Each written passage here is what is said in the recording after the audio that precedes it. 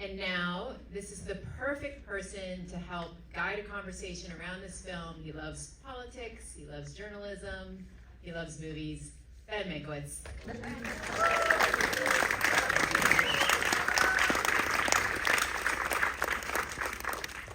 So thank you, Angela. I normally would have greeted you there, but I was on my phone because there's a very specific announcement that I want to make in conjunction with this film. And being me, I can't remember what we're titling the series that I'm supposed to announce tonight. So I was looking through my emails. Perhaps it will come to me as we have this conversation. Joining me to help me introduce All the Kingsmen is the editor of the New Republic, which last summer crafted a list of the 100 most significant political films of all time. This film fell on that list. We want to talk about the list, political films in general, and then I'll tell you what TCM is doing with that this year. So please welcome for me Michael Tomasky. Michael, how are you? I'm great. Thrilled to be here, Ben. Thank you so much. It might be called Making Change. That's possible. I feel I'm 71% confident that that's the title. It doesn't matter, though, exactly for now, the title. So, first of all, what was the genesis of this series? By the way, anybody interested at all, if you're here tonight, you care about movies like this. The list was put together by, compiled from how many different people? You reached out to some critics and some movie people. Who did you poll? Yeah, we asked about, 150 or so and got more than 100. I don't remember the exact numbers. Critics, film historians, academics, cable channel hosts. Good, cable TV hosts. America wants to know what cable television hosts think of things. We're massively underpolled. Yeah, his list was great, folks. Yeah. It was absolutely one of the best. So we got 100 and something critics to send us their top 10, their top 20 films, political films. I should also mention that we had it curated or specially guest edited by a great esteemed film critic in New York, a man named Jim Hoberman, who spent many, many years with the Village Voice, and I worked with Jim at the Village Voice, so we were colleagues years ago. So I got in touch with Jim, and Jim rounded everybody up. So he's one of the signature film critics of his era. Super smart, yeah, absolutely, and with a keen understanding of politics, also. Very much so. So and it was Jim's idea that this list is not, it should be noted, the 100 best political films. That was not, I mean, obviously anybody could put whatever they came up with, and maybe many people did do in their minds what the best were, but the idea was the most significant. Why that distinction? I think Jim and we wanted people to think it through a little bit more and to be a little bit more objective and analytical about it, and less just personal, like, oh, that's one of my favorite movies. So we wanted people to think about questions like, was it groundbreaking cinematically? Was it interesting politically? Has it lasted? Has it stood the test of time? Things like that. And what we mean by politically, and that was also left open to the voter. Yeah, it was left wide open, and I think the Zapruder film made the list, or at least it got a number of votes. Yeah. So we did leave it wide open so that it wasn't just Mr. Smith Goes to Washington or All the Kingsmen. It wasn't just that kind of film. There were a lot of films about labor union. There were a lot of films about revolution. There were a lot of films about many, many different aspects and manifestations of political activity and thought. A lot of war films, many. I mean, and the list was not in any way confined to films from the United States of America, as you'll hear when we tell you what the #1 film was. But again, if you merely were to Google New Republic and political films, you will see the list. It is really an interesting thing to read and look at. So, first of all, the Kingsmen, I think, came in at 59. 59, yeah. Did I have it on my list? I don't even know. I have my list here too. That I can find on my phone. Why in your mind is All the King's Men significant? My father, by the way, there's a good chance my father would have put it 1 or 2. Oh, really? Yeah. Wow. My father has spent his life in politics. Well, it was first of all based on an amazing and groundbreaking novel, All the King's Men, by Robert Penn Warren of 1946, which won a Pulitzer Prize. And it was a fictionalized account of the life of Huey Long, the governor and senator from Pennsylvania.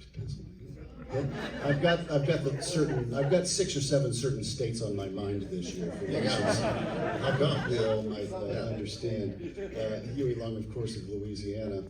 The Kingfish, and Willie Stark, the character in the novel, was based on Huey Long. And 3 years later, the movie came along, project of Robert Rossen, who wrote and produced, I think, and directed. Yeah, and nominated for all 3. Nominated for all 3, although he didn't win Best Director. That went to a guy named Joseph L. That's right, Mankiewicz. He also didn't win Best Screenplay. That also went to a guy named Joseph L. Mankiewicz. Yeah, but it did win Best Picture. It did win Best Picture, and Broderick Crawford won the Best Actor Oscar, and the Mercedes McCambridge won Best Supporting Actor. Thank you for saying it that way, because then I get to tell this story. Oh, I'm sure many people here have heard this story before. So her name is pronounced Mercedes McCambridge. That's the, I called her Mercedes. Everyone called her Mercedes because there's a automobile. It's called a Mercedes. And so my father, who I was at his house in DC, it's had to be like, I don't know, I'll say 2010. By that time I'd been at TCM at least 7 years, maybe in 2013 for all I know. And I'm sitting in his kitchen and I'm working on scripts. He's like, oh, what movies do you have coming up? I'm like, I don't know, 85 movies coming up. I got a long list of movies I got to get through before we shoot. And I go, right now I'm working on All the King's Men. And he's like, oh, again, he loved this movie. Yeah. Programmed it when he came on the air at TCM to do political films.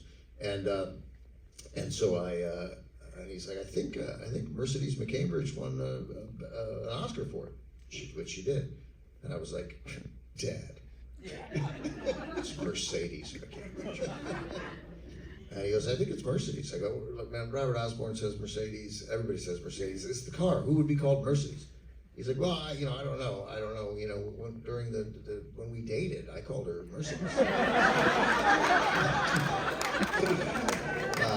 Very tight. Right, and it's like, again, let's say it's 2012, and I'm like, I've been at TCM 9 years, and only now, my dad and I talk 4 or 5 times a week. I'm like, and now you're letting me know that you dated Mercedes McCambridge? He's like, yeah, she was great. I don't really know quite how it ended, but it ended well. It was just, I think I left town. I had to take a job somewhere else. She was lovely. And so then, sure enough, it's so easy. I Googled this Oscar ceremony, the announcement of the nominees and the winners, and there's, I think, Ray Milland saying, and Mercedes McCambridge. And you're like, oh my God, he was right. He's always right. Always right. Yeah. Anyway, this is her breakthrough performance here, and she's the first film, I think. That's your first film, yeah. It's very accurate. I mean, it's very true to Huey Long's story. It doesn't have to be. They changed the characters, but Huey Long is one of those politicians that don't exist anymore in a lot of regards. But one of them is that was he conservative? Was he ultra liberal? Was he dictatorial? Was he a man of the people? It's very difficult to pigeonhole who he was or who he would have been too if he moved from the governor and then he was a senator from Louisiana. And while he was a senator from Louisiana, he ran the state from Washington. Yeah. When Huey Long then went back to the Capitol, the governor, who was a toady of his, would clear out of the office so that Huey could sit in the governor's chair. But you pinpoint, Ben, exactly the interesting thing about Huey Long today and about Willie Stark, the protagonist here. Today, we are accustomed to right-wing populist demagogues. That's right. But he was a left-wing populist demagogue. We don't have those anymore, but he was that. He was sincere, I believe, very sincere, about helping the people. He built roads, he built hospitals, he built schools, he bought new textbooks. He taxed Standard Oil, and he redistributed the money to the people, the white people, but in that time, but the people. Yet at the same time that he had those instincts, he was absolutely a demagogue, an authoritarian, you might say a fascist. Both of these strains quite alive within him and at war. Right, and he was also an incredibly, legitimately compelling figure. I mean, you came into the room. If he was in the room, you were paying attention to him. You were focused on him, and he was not sort of, Broderick Crawford wins an Oscar for playing him, and critics could say he's dumb, but he was almost always the smartest guy in the room. He was, and he talked dumb, but he wasn't dumb. Yeah, he talked dumb because he wanted to appear to be, of the people. Of the people, right? Yeah. But he was smart, and he was an autodidact and quite well self-educated too. So this list, let's just run through. By the way, you mentioned Mr. Smith Goes to Washington, so we'll start at number 11. That came in 11. Yeah. Mr. Smith Goes to Washington. Right. Number 10, A Face in the Crowd. Yeah.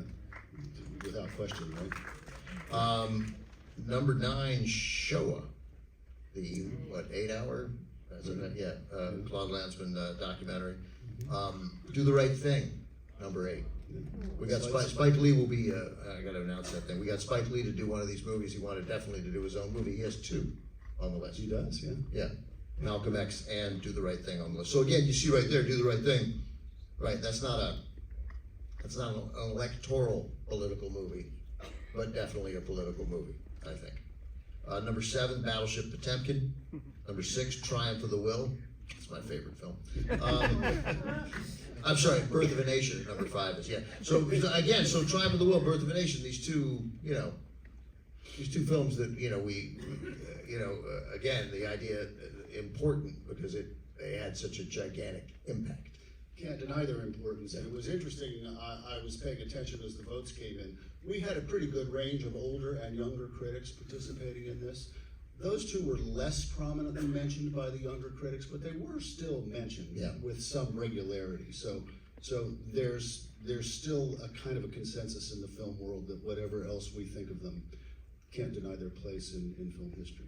The top 4 were, I think, all on my list.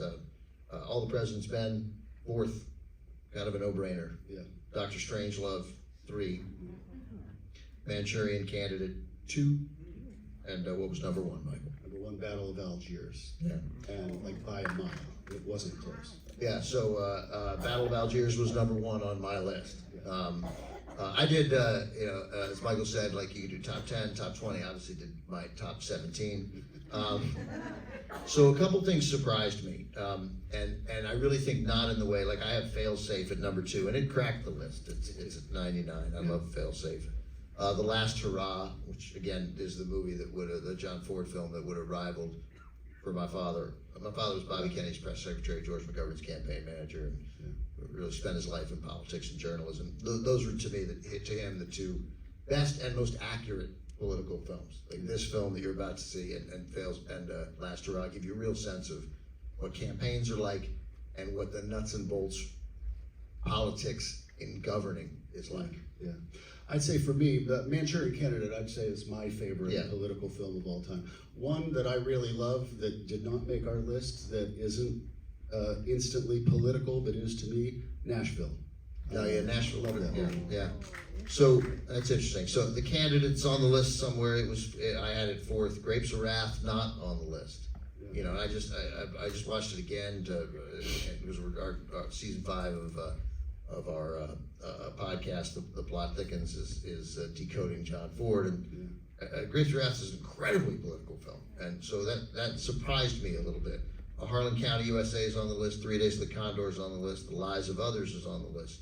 In the Loop, I didn't think was going to get on the list, but In the Loop's a pretty great political film. It is. Citizen Kane is somewhere in the 40s, I think, or 30s. Yeah, 40s. 3 films from 1957. Paths of Glory not on the list. That strikes me as an incredibly political film. That surprised me. Sweet Smell of Success. I think there's enough politics in there, but it's more of a journalism movie, but I get it. Facing the Crowd, also, those 3 from 1957. Man Who Shot Liberty Valance is 98. And then I had Manchurian Candidate, and then Election I had at 17, and it came in at 16. I nailed it. Yeah.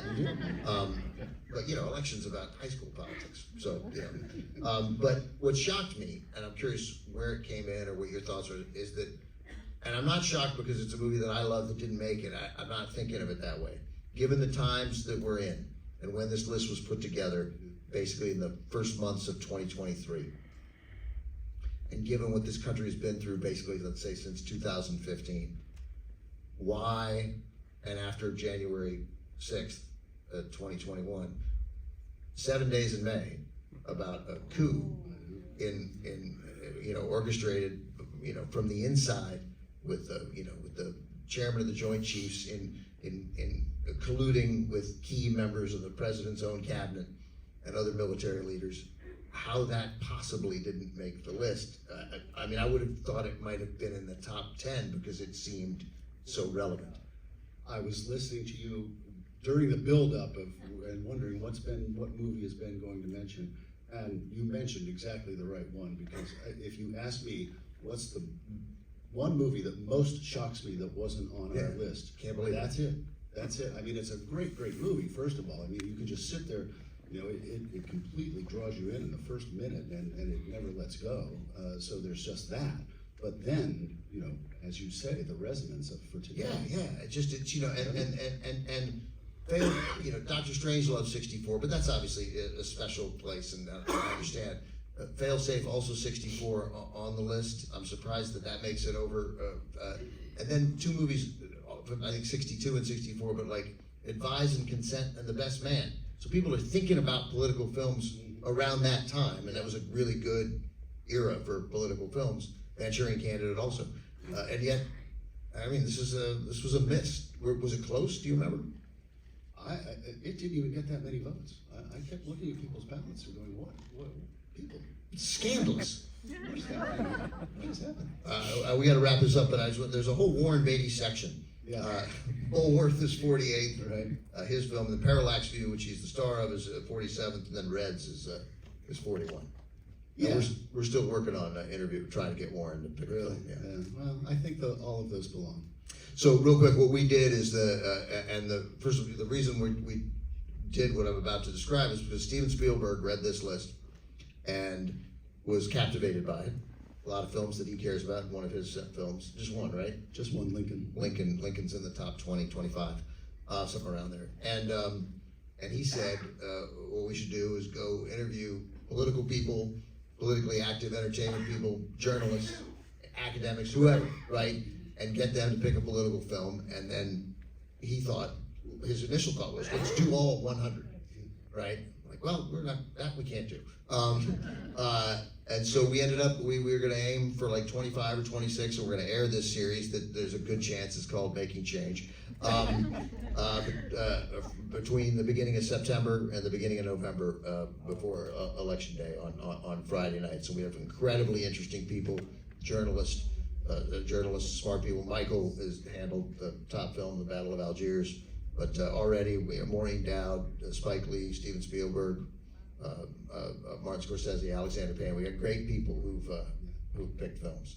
Well, obviously it's a tremendous thrill for the New Republic to be recognized in this way, and a thrill for me to be invited out here. And I also just want to say, just as a guy sitting at home in my sweatpants watching TV, if TCM had been yanked out of my life, I just can't tell you what a wrecking loss that would have been. Yeah, well, I'm just so glad, so grateful to you and everybody that didn't happen. Yeah, no, it ended up being a really great year for us, and we're excited to do this, and we were excited to be empowered to do it, and thanks to Steven for suggesting it and moving it along. It's been really interesting to get come in and do just one interview, get somebody to pick one film. Bill Maher is doing Reds for us. Maureen Dowd is doing 3 Days of the Condor, and we got by the way, we got a big cross spectrum politically and among journalists and sort of important thought leaders on this. So it's going to be a very interesting, good list and good conversations. There was a a fight over which film. Like, about 7 people wanted to do one film in particular. You got an idea which that was? It's okay to be wrong. No. A Face in the Crowd.